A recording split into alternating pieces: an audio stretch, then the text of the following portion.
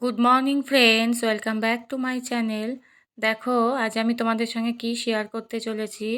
এই যে দেখতে পাচ্ছ কিচেন টাওয়েলটা কিভাবে তৈরি করলাম, আজ আমি সেটাই তোমাদের সঙ্গে শেয়ার করব। এই কিচেন টাওয়েলটা তৈরি করতে কি কি লেগেছে আর কিভাবে তৈরি করেছি, চলো সেটাই আজ আমি তোমাদের সঙ্গে শেয়ার করি। পুরনো ফেলে দেওয়া গেঞ্জি দিয়ে এই কিচেন টাওয়েলটা আমি তৈরি করেছি। দেখতে পাচ্ছ কত সুন্দর লাগছে দেখতে কিচেন টাওয়েলটা। তোমরা যদি বাজার থেকে কিনতে যাও এই টাওয়েলটার দাম কিন্তু অনেক পড়ে যাবে। তো ঘরের ফেলে দেওয়া জিনিস দিয়ে 1 টাকাও খরচা না করে কিভাবে এই কিচেন টাওয়েলটা আমি তৈরি করলাম, চলো সেটাই আজ আমি তোমাদের সঙ্গে শেয়ার করি। এই যে দেখতে পাচ্ছ এরকম একটা গেঞ্জি নিয়ে নিয়েছি আমি। গেঞ্জিটা হাতার দুটোতেই একটু একটু করে ফেটে গিয়েছিল, তাই এটাকে বাতিল না করে দিয়ে আমি কিভাবে রিইউজ করলাম, চলো সেটাই আজ তোমাদের সঙ্গে আমি শেয়ার করি। এই যে দেখতে পাচ্ছ এই গেঞ্জিটার প্রথমে আমি কি করব, এই যে হাতা দুটোকে কেটে নেব। এই যে দেখতে পাচ্ছ দুপাশে এই হাতা দুটোকে আগে কাঁচি দিয়ে আমি কেটে নেব। তারপরে কি করতে হবে চলো দেখাই। তারপরে এই কলারটাকেও কেটে নিতে হবে। গলার যে ওপরটায় কলার আছে কলারটাকেও কেটে বাদ দিয়ে দেব। দেখো আমি প্রথমে হাতা দুটোকে কেটে বাদ দিয়ে দিচ্ছি। এই হাতার কাটা অংশটা পরে কাজে লাগাবো। দেখো আমি এই একটা হাতা কিভাবে কাটছি দেখতে পাচ্ছ। এইভাবে একটা হাতা কাটার পর এই পাশের হাতাটা কাটার পর হাতটা গেঞ্জিটার আরেকটা সাইডও কিন্তু আমি কেটে বাদ দিয়ে দেবো। এই যে দেখো একইভাবে দুটো হাতাই আমি কেটে বাদ দিয়ে দিয়েছি দেখতে পাচ্ছ। এবার কি করতে হবে চলো দেখাই। এই যে এবার দেখো এই কলারটাকেও কেটে বাদ দিয়ে দিচ্ছি।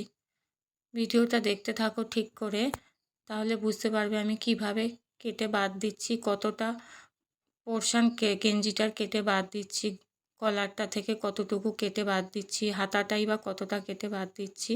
ভিডিওটা স্কিপ না করে পুরোটাই দেখতে থাকো, তাহলে বুঝতে পারবে। এই যে দেখো আমার দুটো হাতা আর ওই কলারটাও কিন্তু গেঞ্জিটার কেটে বাদ দেওয়া হয়ে গেছে। এবার কি করতে হবে চলো দেখাই।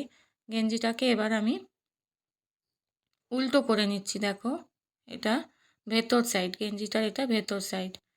এবার দেখো ভেতর সাইডটা আমি সেলাই করে নিচ্ছি। এটা কিন্তু গেঞ্জিটার কোমরের দিক। এই যে দেখো সুঁচ সুতো নিয়ে নিয়েছি।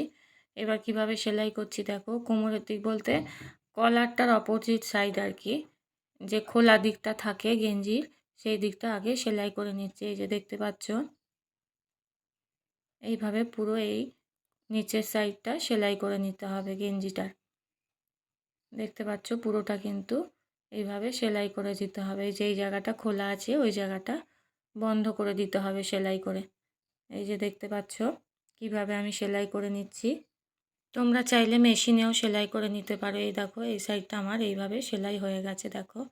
এবার দেখো ওপরের দিকটা যেখানটা আমি হাতাটা কেটেছিলাম সেই হাতার কাটা জায়গাটা সেলাই করে বন্ধ করে দিচ্ছি। দেখতে পাচ্ছ এই যে এইভাবে সেলাই করে নিতে হবে। দেখতে পাচ্ছ কিভাবে সেলাই করছি।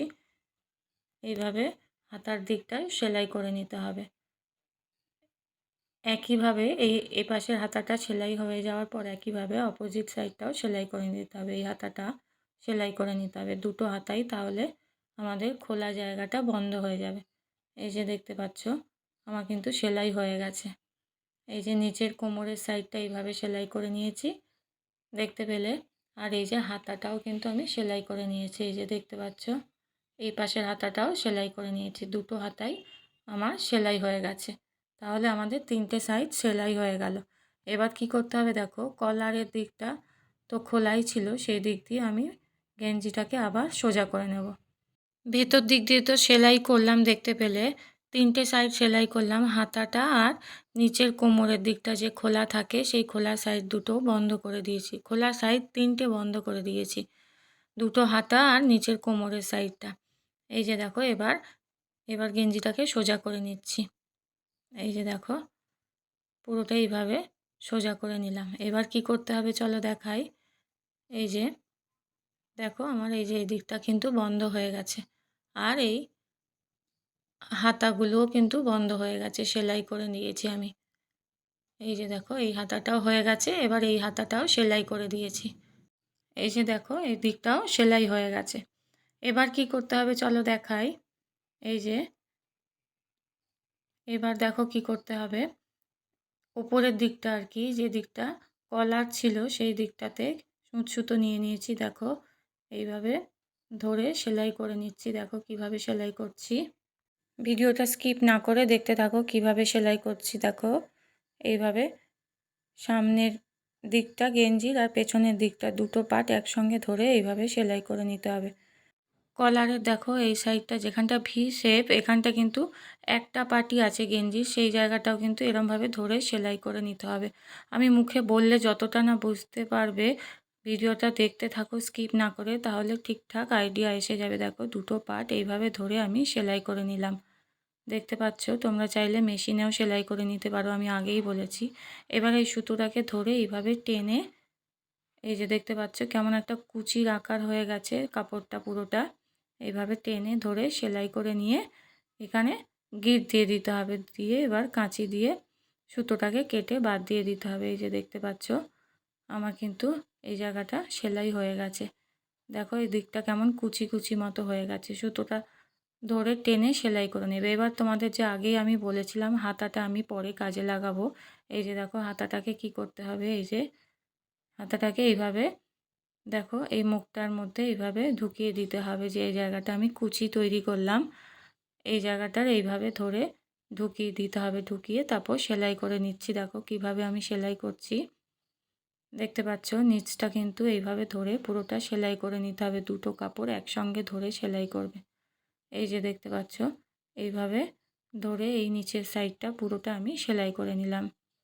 দেখতে পাচ্ছ কিভাবে সেলাই করলাম। হাতাটাও কিন্তু আমি ফেলে দিলাম না, কিভাবে রিইউজ করলাম দেখতে পেলে। খুব সহজেই কিন্তু এই কিচেন টাওয়েলটা তৈরি হয়ে গেল। দেখো আর একটু পোর্শন বাকি আছে, পুরোটা এখনও হয়নি যদিও। এখানটা একটা হ্যান্ডেল লাগাতে হবে কিচেন টাওয়েলটার। এই যে দেখতে পাচ্ছ এইভাবে ফোল্ড করে নিতে হবে আগে। তারপর তোমরা চাইলে যে কোনো পুরনো শপিং ব্যাগের হ্যান্ডেলটাও রিইউজ করতে পারো। দেখো আমি এখানে কিন্তু রাবার ব্যান্ড নিয়ে নিয়েছি। পুরনো এই ধরনের রাবার ব্যান্ডগুলোর কিন্তু অনেক সময় ইলাস্টিক নষ্ট হয়ে গেলে আমরা বাতিল করে দিই, এটাকে আমি রিইউজ করছি। দেখো কিভাবে আমি রাবার ব্যান্ডটাকে কাপড়ের মাঝখানটায় রাখলাম দেখতে পেলে। ওপরের পাটটা আর নিচের পাটটা দুটো পাটের মাঝখানটায় রাখলাম, হাতাটার আর কি, যে দিকটা ফোল্ড করলাম, ফোল্ড করার মাঝখানটা এইভাবে রেখে দুটো পার্ট এইভাবে সেলাই করে নিচ্ছি ধরে। সঙ্গে রাবার ব্যান্ডটাও কিন্তু সেলাই হয়ে যাচ্ছে। তাহলে দেখো আমার হ্যান্ডেলটাও তৈরি হয়ে যাবে। তোমরা চাইলে কাপড় দিয়েও কিন্তু এরকম একটা হ্যান্ডেল তৈরি করে নিতে পারো। এই যে দেখো আমার কিন্তু সেলাই হয়ে গেছে দেখতে পেলে। আমি কিন্তু এইভাবে রাবার ব্যান্ডটাও ইউজ করে নিলাম কীরকম। এই ধরনের রাবার ব্যান্ড ইলাস্টিক নষ্ট হলে আর কিন্তু কখনো তোমরা ফেলে দেবে না। দেখো আমার কিন্তু কিচেন টাওয়েল তৈরি হয়ে গেল। দেখো কেমন হয়েছে আমার এই কিচেন টাওয়েল তৈরি। তোমরা চাইলে এটা বেসিনের সামনেও রাখতে পারো। এই যে দেখো 1 টাকাও কিন্তু খরচা হলো না আমার এই কিচেন টাওয়েলটা তৈরি করতে।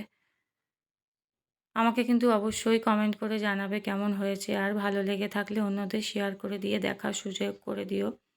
আজকের মতো তাহলে ব্লগটা আমি এখানেই শেষ করলাম। দেখা হচ্ছে আবার পরবর্তী ব্লগে, আবার নতুন কিছু নিয়ে আসব। সবাই ভালো থেকো, সুস্থ থেকো। আর ভালো লেগে থাকলে কিচেন টাওয়েল তৈরিটা অবশ্যই করে কিন্তু আমাকে একটা লাইক করতে ভুলো না যেন। ঠিক আছে।